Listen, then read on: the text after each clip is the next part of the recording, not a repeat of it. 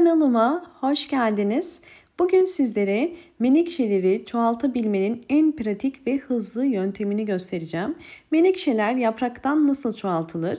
Bunun için ihtiyacım olan bir yumurta. Yumurtanın hemen uç kısmını kırıyorum.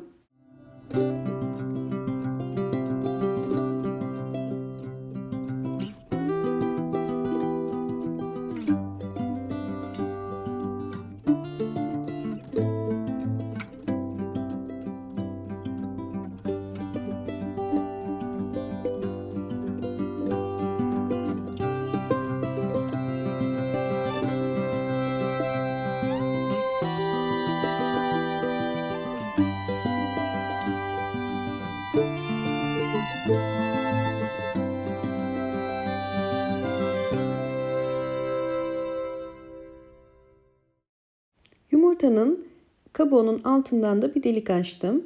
Şimdi bu menekşemizi çoğaltmak için torflu toprak kullanıyorum. Mutlaka perlit ve torf karışımı toprakları menekşeyi yetiştirirken kullanmanız gerekiyor. Toprak çok kuru. Biraz su ile ıslatıp toprağın ıslanmasını sağlayacağım. Biraz bekletiyorum. Bekledikten sonra yumurta kabuğunun içerisine bu topraktan koyuyorum. Yumurta kabuğunun içerisindeki toprak bu yöntemde bol bol kalsiyum alır yumurtadan ve böylelikle köklendirme daha da hızlı olur. Altından mutlaka bir delik açmanız gerekiyor. Bu çok önemli. Çünkü suyun içinden süzülebilmesi için altından bir delik olması gerekiyor. Evet, yumurta kabuğunun içerisini torflu toprak ile doldurdum. Daha fazla koymayacağım. Bu kadar yeterli. Bakın gördüğünüz üzere. Şimdi yumurta kabuğunu bir kenara bırakıyorum. Eğer menekşe yapraktan çoğaltmak istiyorsanız menekşenizin yaprakları mutlaka sağlıklı olması gerekiyor. Seçeceğiniz yaprağın sağlıklı ve çok eski bir yaprak olmaması gerekiyor. Ya da yeni çıkan bir yaprağı da çoğaltmayın. En ideal olan orta yapraklardır. Orta yapraklardan sağlıklı olan bir yaprağı kesiyorum.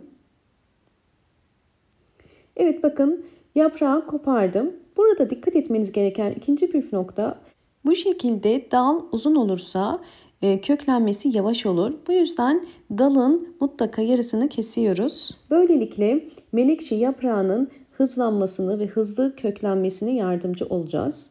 Bakın gördüğünüz üzere boyutu bu kadar.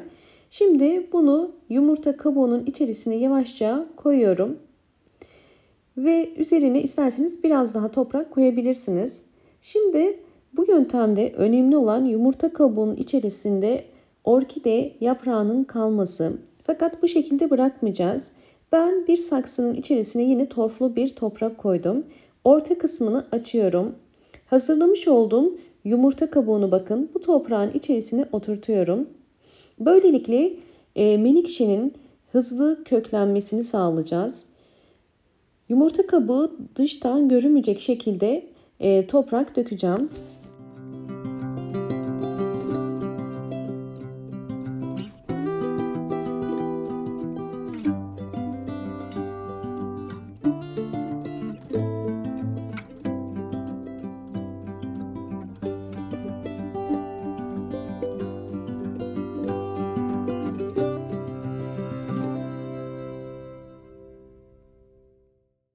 Evet, saksıya ektim. Bol aydınlık bir pencere kenarına bırakacağım köklenmesi için. Toprağının sürekli nemli olması gerekiyor.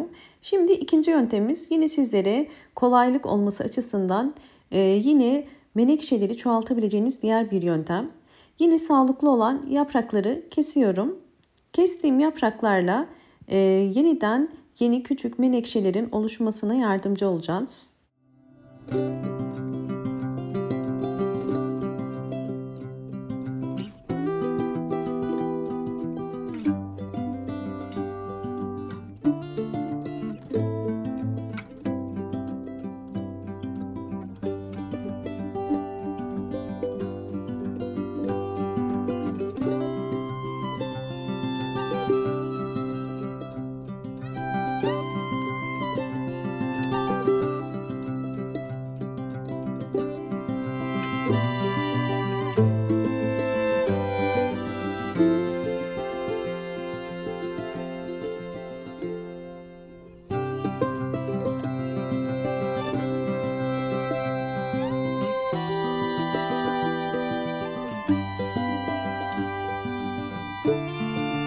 Menekşe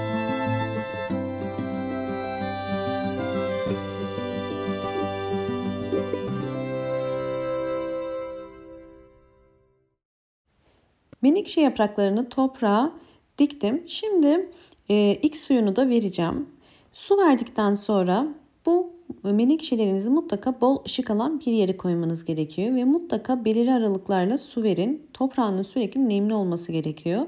Ve sizlerle daha sonra menekşe yapraklarının nasıl kökleneceğini de tekrardan paylaşacağım.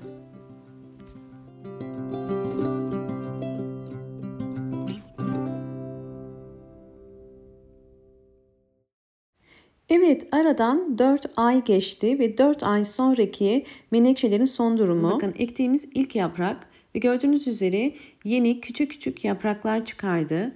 Bu yöntemde menekşeler küçük küçük yapraklar çıkararak yeni bir menekşe oluşturur.